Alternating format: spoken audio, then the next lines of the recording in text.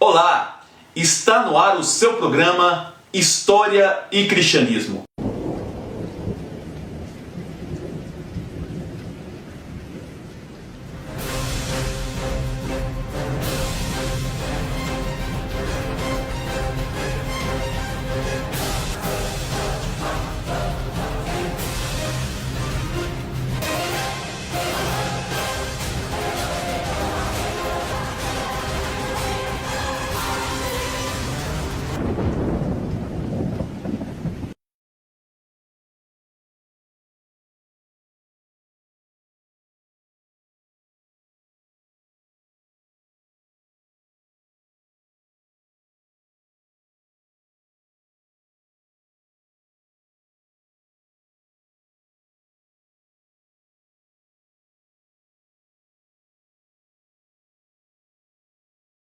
Antes de começar o nosso programa, quero agradecer a cada um de vocês que tem prestigiado o nosso programa.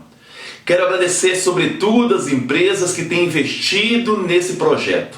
Muito obrigado a cada um de vocês. O programa de hoje vai tratar de um tema que por um lado é muito complexo, mas que por outro lado influenciou bastante a história do cristianismo nos seus 3 primeiros séculos de existência. Trata-se do gnosticismo. Para falar do gnosticismo, é importante estabelecer o seu conceito. O que foi o gnosticismo? É importante ter clareza que o movimento não se trata de uma seita, não se trata de uma igreja, mas de ideias. Ideias, movimentos que influenciaram bastante a história do cristianismo desde o ano de 70 do primeiro século até o século III. Esse movimento foi forte, sobretudo na região da Ásia Menor, onde está a atual Turquia, e também na região de Alexandria, ali próximo do Egito. Essas duas regiões experimentaram uma espécie de cristianismo bastante diferenciado daquele cristianismo que nós chamamos de cristianismo ortodoxo ou de cristianismo apostólico. Mas é possível pensar um gnosticismo antes mesmo do cristianismo? Sim, segundo os pesquisadores desse movimento, é sim possível falar de um gnosticismo anterior ao próprio cristianismo. No século XIX, alguns orientalistas, pesquisadores da região do Oriente, começaram a investigar esse movimento, ou esses movimentos chamados gnósticos, e perceberam que nós podemos recuar até a região da Pérsia, atual Irã, para encontrar aí já características que nós conhecemos como gnosticismo. Então, para que a gente possa entender claramente o que é gnosticismo, podemos fazer aí uma espécie de análise onde nós colocamos dentro de um liquidificador características que vêm da Pérsia, características que vêm do Egito, características que vêm da Grécia, características que vêm do judaísmo não ortodoxo, característica do próprio cristianismo não ortodoxo. Colocamos tudo nesse liquidificador, batemos e o resultado disso seria então o que nós chamamos de gnosticismo. Então aqui eu já vou traçando a primeira grande característica desse movimento chamado gnóstico, seja antes do cristianismo, seja depois do cristianismo, que vai ser o dualismo. A oposição entre a ideia de um bem e a ideia de um mal. Ou seja, desde a Pérsia nós já temos a concepção de uma luta celestial entre as forças do bem e as forças do mal. Essas ideias estão dentro de uma religião chamada aí de zoroastrismo e também depois do mandeísmo. Mas vamos aqui nos preocupar especificamente hoje com o gnosticismo cristão. A primeira pergunta que surge é: o que esse gnosticismo cristão é? Quais são suas características? E por que surgiu especificamente nesse período? Segundo o historiador Jean Denisot, esse movimento foi muito forte entre o ano de 70 e o ano de 150 d.C. Para o historiador chamado Roque Frangiotti, ele vai dizer que a grande preocupação e a origem desse movimento está em responder uma simples pergunta: qual é a origem do mal? Se Deus é bom, por que o mal existe? Essa foi a grande preocupação dos primeiros cristãos. Aqui nós não podemos esquecer o contexto histórico.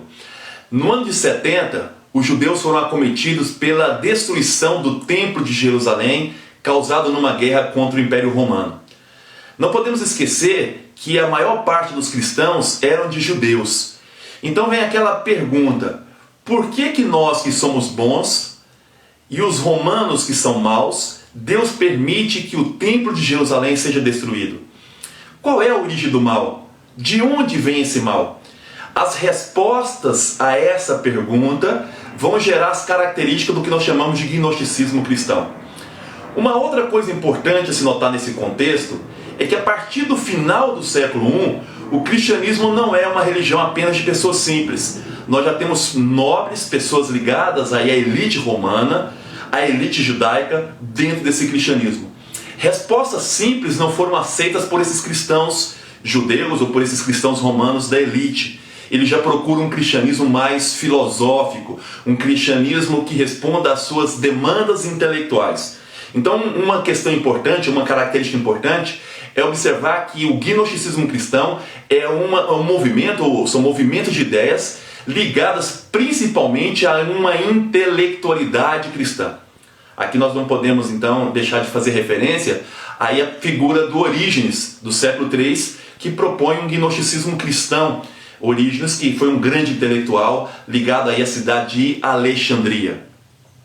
As respostas que os cristãos judaicos ou os cristãos romanos dessa elite, que vão aí formando ou formatando essas ideias chamadas gnose, é que o mal ele tem uma origem na matéria.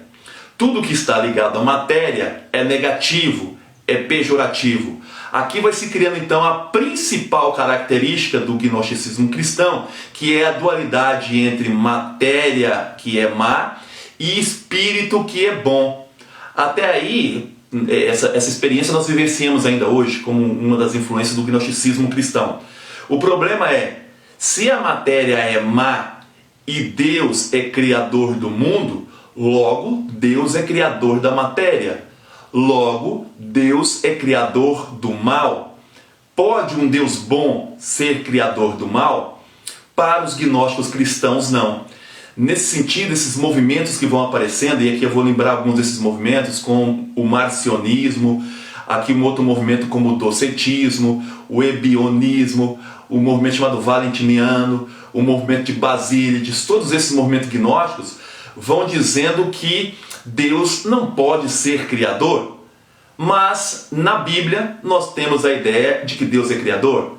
Então esses movimentos gnósticos, eles vão criando todo um mundo complexo para explicar essa questão.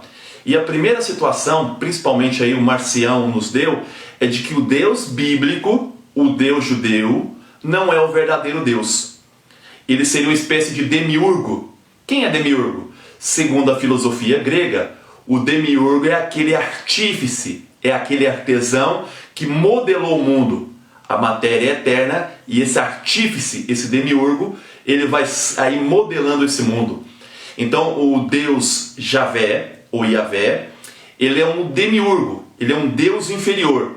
Portanto, os gnósticos cristãos, eles vão rejeitando, principalmente o movimento chamado marcionismo, eles vão rejeitando tudo aquilo que é ligado ao judaísmo antigo. Eles não aceitam esse movimento chamado marcionismo, que é um movimento gnóstico, não aceitam, por exemplo, a parte da Bíblia antiga, não aceitam as influências judaicas na Bíblia, chamada Novo Testamento, ou Segundo Testamento. São poucos os textos aceitos por esses gnósticos. Então o evangelho preferido desses gnósticos estão ligados aí ao evangelho de Lucas e também aí algumas cartas paulinas. Qual a explicação desses gnósticos para a criação do mundo então? Segundo eles, existe um Deus luz. Esse Deus luz não é criador. Esse Deus luz, ele vive aí ligado a uma série de seres intermediários chamados eões. Esses eões, junto com esse Deus luz, formam aquilo que os gnósticos chamam de pleroma.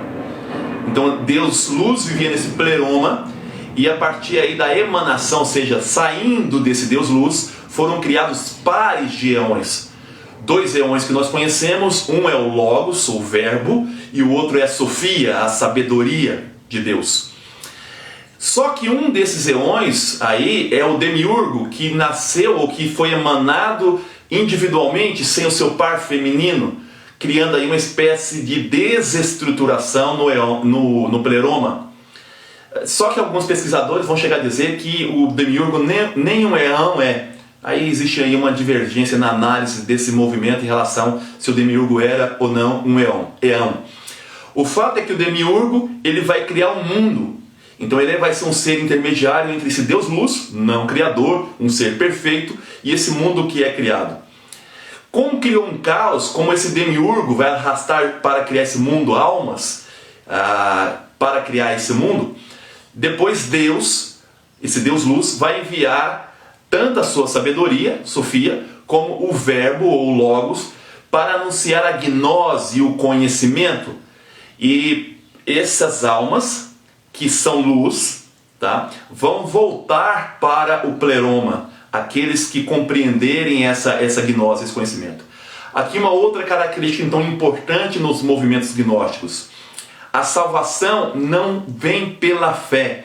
A salvação é obra do conhecimento, do despertar para um conhecimento superior. É isso que os gnósticos vão defender. Portanto, estudando esses movimentos gnósticos, podemos compreender que existem 3 tipos de cristãos, ou 3 tipos de pessoas. As primeiras são as gnósticas, são aquelas que vão se salvar porque têm o conhecimento pleno do conhecimento. A palavra gnose significa exatamente conhecimento. Os segundos são chamados aí de psíquicos. São pessoas que ainda estão entre a matéria e o espírito. Terão uma salvação aí, vamos dizer, de segunda categoria. E o terceiro grupo são dos ílicos, aqueles que vivem apenas baseados na matéria. Esses não terão uma salvação. Aqui é interessante observar a influência das ideias do Platão nesses movimentos. O Platão dizia que a alma ela está aprisionada no corpo e deve se libertar desse corpo. Então essa é a grande característica desses movimentos gnósticos, essa questão da matéria como má. Aí nós lembramos inclusive do docetismo, que é uma gnose, ou um movimento gnóstico cristão, que afirmava que Cristo não podia ter um corpo. Porque se Cristo, se esse verbo que é luz, esse verbo que é um eão e é perfeito, se ele tem um corpo, ele se torna imperfeito. Portanto, o corpo de Jesus era apenas um corpo aparente. O verbo entra em Jesus no batismo, segundo esses movimentos, e deixa Jesus antes mesmo da crucificação. Então, esses movimentos não falam de uma ressurreição, não acreditam nem na encarnação, tá, do verbo, porque o verbo não se pode encarnar num corpo, e também não acreditam aí na ressurreição, porque a ressurreição ela daria a ideia de um corpo que ressuscita e o corpo não pode ressuscitar. Esse Deus luz, ele não pode se tornar imperfeito. Segundo um pesquisador chamado Ernest Renan, do século XIX, que escreveu um livro chamado Vida de Jesus, ele diz que o Evangelho de João e mesmo as comunidades joaninas procurou na Ásia Menor combater esses movimentos gnósticos, principalmente essa heresia docetista. Se você observar bem, o Evangelho de João começa: no princípio era o verbo e o verbo estava com Deus. Tudo foi feito por ele, quer dizer, o mundo foi feito por Deus para combater aí o docetismo. Inácio de Antioquia também é outro que vai combater o docetismo na Ásia. Ao escrever as suas cartas, ele vai apontar o docetismo como uma heresia. E é importante observar que ele diz que todos aqueles que afirmam que Jesus não é um verdadeiro Deus encarnado são loucos. Ou seja, claramente aqui está essa ideia desse movimento. O próprio Paulo, ao falar dos ebionitas, tem uma carta que ele escreve, diz: bebam vinho, quer dizer, o vinho não é errado, né? Ou seja, as pessoas têm corpo e têm alma. Outro que vai combater bastante o gnosticismo vai ser Irineu, quando escreve aí o seu texto chamado Adversus a Hereses, quer dizer, adversários da heresia. Então essa heresia foi muito importante nesse mundo aí do século II. Mas sobretudo no século III, em Alexandria, nós vamos ter aí vários elementos gnósticos, principalmente em pessoas como Alexandre e depois também em Orígenes, que são cristãos que defendem essas ideias. Então são movimentos que defendem basicamente a ideia de que a salvação se dá pelo um conhecimento superior e não pela fé. E então é um cristianismo de intelectuais, tá? É um cristianismo de intelectuais. Em 1947, numa região do Egito chamada Nag Hammadi, foram descobertos vários evangelhos e vários textos gnósticos deste gnosticismo cristão. No século III, o principal movimento gnóstico é chamado de maniqueísmo, que justamente defende essa dualidade entre corpo e matéria, entre corpo e espírito, dizendo apenas que essa parte da alma que se salva, que é importante. E depois, no século XIII, nós tivemos aí os cátaros, que foi um grande movimento que foi perseguido pela igreja. Aqui uma coisa, um último elemento para se falar: a fé cristã sempre defendeu, em todos os seus grandes pensadores cristãos, que o que se salva no homem é o corpo e a alma. Até o credo, chamado credo apostólico, fala: creio na ressurreição da carne, quer dizer, também creio que esse corpo vai se salvar. Não esse corpo que está aqui comigo, mas um corpo espiritualizado. Mas o corpo e a alma são importantes. Um último ponto é lembrando que o Agostinho ele consegue responder essa ideia de onde vem o mal. O mal não vem de Deus, Deus não é o criador do mal. O mal é fruto do nosso livre-arbítrio. Não esqueçamos que o Agostinho, durante 9 anos, foi gnóstico maniqueísta. Ele pertenceu a essa escola maniqueísta e depois passou a combatê-la. Nós agradecemos bastante vocês, espero que vocês tenham gostado do programa. Vejam até o final para que vocês possam prestigiar também os nossos patrocinadores. Logo, logo voltamos com outro assunto da história do cristianismo. Até lá! Nesse programa, gostaria de agradecer aos nossos patrocinadores. São aqueles que acreditam nesse projeto. São aqueles que fazem com que esse projeto continue adiante. Quero agradecer aqui ao Marcos da Teca. Se você procura um carro com procedência, procure Teca Automóveis. Quero agradecer também à Livraria Católica. Se você deseja comprar aí produtos litúrgicos, livros, terços, procure aí a Livraria Católica. Também quero agradecer ao Valdeci da Ótica Vida. Se você procura aí óculos esportivos, óculos social, procure o Valdeci. Esse óculos que eu estou usando é da Ótica Vida. Agradecer também a Limpec, produtos de limpeza. Se você procura produtos de limpeza para a sua empresa, procure a Limpec Campo Grande. Quero agradecer ainda ao Mercadinho Rodrigues, através do seu Pedro. Também quero agradecer aí ao Material de Construção 2 Bairros e também ao meu amigo Júnior do Hotel Jandaia. Se você também quer investir nesse programa, se você quer fazer com que esse programa continue sempre chegando aí nas redes sociais, me escreva gutojosman@gmail.com gutojosman@gmail.com. Você vai estar nos ajudando e ajudando que esse projeto de educação de história e cristianismo chegue a mais pessoas. Nosso muito obrigado e nos vemos no próximo programa.